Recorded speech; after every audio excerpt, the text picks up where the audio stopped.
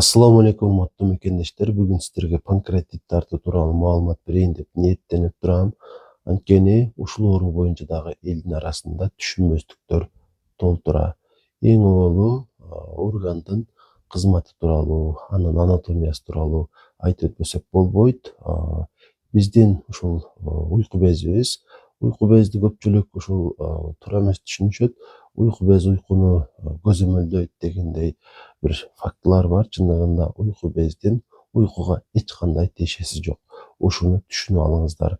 Уйку бездин эки кызматы бар. Биринчиси бул тамак сиңирүүгө катышуу болсо, экинчиси бул гормоналдык функция, инсулин, глюкагон өңдүү 3-4 гормонду дагы бөлүп чыгарат. Биз бүгүн ушул гормоналдык функциясы тууралуу сүйлөшпөйбүз, тамак сиңирүү кызматы тууралуу сүйлөшөбүз. Жайгашкан жери так көрсөтүш кыйын, бирок болжолдуу түрдө айта турган болсок, курсактын ортосун көрсөтсөк боло берет. Эки кабырганын ортосун, ашказан турган жерди, бирок ошонун бир аз төмөнүрөгү жана артыраагы. Кол менен кармап ошол уйку безди аныктоо өтө кыйын. Анткени ал биздин омурткабызга тийип эле турат. Ашказандын арт жагына десек дагы болот. Ошол себептүү эгерде ооруп жаткан болсо дагы так ошол уйку безибиз ооруп жаткандыгын аныкташыбыз кыйын болот. Жана өлчөмү орточо 100 граммдай эле болот. Ошол айткан азыркы жерде жайгашкан. Анан суткасына орточо 1,5 литр фермент бөлүп чыгарат, тамак сиңирүүчү. Жана ал ферменттер биз жеген бардык нерсени сиңирет. Майды сиңирет, белокту сиңирет, углеводду сиңирет. Бирок бир нерсени сиңире албайт. Бул клетчатка тагыраагы өсүмдүктүн катуу бөлүгү десек болот. Аларды сиңирүүгө жөндөмдүү эмес. Чындыгында клетчатканын сиңиришинин деле кереги жок. Себеби алар биздин жоон ичегибиз үчүн көбүрөөк керек. Табият ушундай түзүлгөн. Анан эгерде уйку безибиз ооруп калчу болсо, тагыраагы сезгөнү болсо деп коелу, панкреатит болсок кантип билебиз? Негизи ар бир эле органдын эки түрдүү сезгенибиз болот го. Острый и хронический деп. Острый курч кармаган, анан өнөкөт. Демек, курч кармачу болсо, анын оорусуна чыдоо бир аз кыйын болот. Кускуңуз келет, куссаңыз деле оору жеңилдебей коет.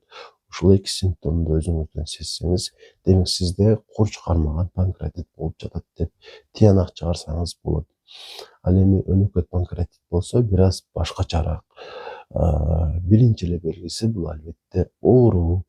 Оору кандай болот? Ошол өйдө айтып өткөнүмдөй, курсактын ортосунда бир аз төмөнүрөөк, көпчүлүк ойлогондой сол жак кабырганын түбү эмес. Сол жак кабырганын түбү ооруса, бул уйку без эмес. Ал жерде миозит болуп калышы мүмкүн, невралгия болуп калышы мүмкүн, же дагы башка маселе. Балким панкреатит деле болушу мүмкүн, бирок чындап панкреатит деш кыйын. Көбүрөөк ортурукта оорусуну болсо, бул панкреатит болгон болот. Анан ашказан оору менен панкреатит бир аз окшошураак симптому. Муну кандай айырмалабыз? Чындыгында кыйын айырмалаш, бирок бир өзгөчөлүгү бар. Мисалы, тамак жегенден кийин оору боло турган болсо, анда ашказаныбыз ооруп жатат деп ойлосок болот. Эгерде шашпайраак, балким жарым саат, 1 сааттан кийин оорусуну болсо, ошол курсак турган жерде, анда уйку безибиз ооруп жатат деген тыянакка келе алабыз. Ушинтип айырмаласак болот. Ошондо деле баары бир уйку без деп так кесе айта албайбыз.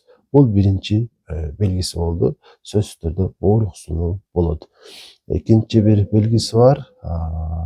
Бул болсо ушул негизги белгиси деп айтсак деле болот. Ал ушул ичтин өтүшү. Эгерде сиз панкреатит болдуңузбу, сөзсүз түрдө ичиңиз өтөт. Себеби сиз жеген ушул тамак аштар таптакыр сиңбей калат. Күн сайын керектүү болгон өлчөмдө чыгып турган ферменттер чыкпай калгандыктан сиз жеген эч бир нерсе сиңбейт дагы, ичиңиз өткөн болот. Ал дагы бир аз башкача майлар ошол боюнча эле чыгат. Ошондон улам панкреатит болдум деп тыянак чыгарсаңыз болот. Бул негизги панкреатиттин белгиси. Көпчүлүк учурда ушундай өзгөчөлүгү менен байкалат. Сиздин ичиңиз катыйбы, демек сизде панкреатит болбойт. Эч убакта мындай деп тыянак чыгарбаңыз. УЗИден панкреатит деп диагноз коюлса дагы. Демек, ушундай өзгөчөлүктөрү бар панкреатиттин. Анан эми сиздер үчүн өтө маанилүү маалымат деп ойлойм. Ошону айтып өтөйүн. Кимдер панкреатит болот? Биринчи кезекте бул алкоголь ичкендер. Алкоголь ичтиңизби, фермент чыкпай калат. Уйку без жабыркайт. Ошондуктан биринчи кезекте ушудан сактанышыбыз керек. Панкреатит болбош үчүн. Экинчи нерсе, панкреатит кыла турган бул той маарекелер десек дагы болот. Себеби ал күндөрү биз ашыкча жейбиз, көбүрөөк майлуу дагы жейбиз. Жаңы жылдагы панкреатитти козгой турган негизги майрам десек болот.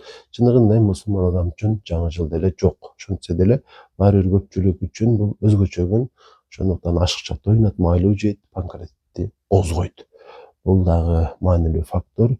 Мындан сырткары чылым дагы сөзсүз түрдө панкреатитти ошол панкреатитке алып барат. Ким чылым чегип жүрсө жылдар бою ушудан шек санабай эле койсун.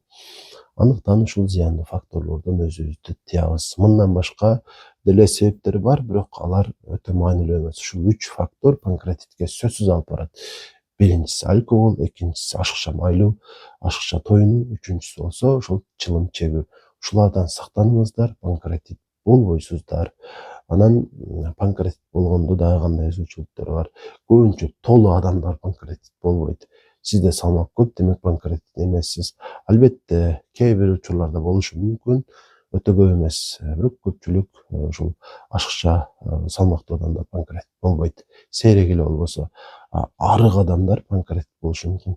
Тагыраагы салмак чоң эле, адам толо эле, бирок күндөн күнгө арыктап жатат, салмак кетип жатат, өдөдө айткан кошумча симптомдор дагы болуп жатат. Демек, анда панкреатит болгон. Адам кубарып баштайт, арыктагандан сырткары ушундай күчү жок болуп бара берет. Анткени тамак сиңбейт. Ошонун негизинде адам кичирейип кете берет. Ушундан улам панкреатитти аныктасак болот ушул белгилерден улам. Эми көпчүлүк эле адамдарга панкреатин, мизим, крион, фестал деген дарыларды, микрозим деген таблеткаларды сунуштап жүрүшөт врачтар. Чындыгында мындай таблеткаларга муктаждык сейрек эле учурларда болот. Ошого дагы көңүл буруп коюңуздар. Эгерде сиздин ичиңиз катып жүрөбү, жеген тамак ошол адаттагыдай эле тагыраагы ошо калбай массаңыз нормада эле чыгып жатабы, сизге панкреатин таблеткасынын кереги жок. Муктаждык азырча билине элек. Качан фермент 80-90% чыкпай калганда, уйку бездин ошондо гана бул таблеткаларды ичүүгө муктаждык бар. Эми ичиш керек эмес экенин кантип билебиз? Ал үчүн анализ тапшырылат. Анализ кала на ферментов деп коет. Анализ кала на ферментов. Ушул анализди тапшырасыз, жыйынтыгын врачка алып келсеңиз, ал сизге ошол тыянак чыгарып берет.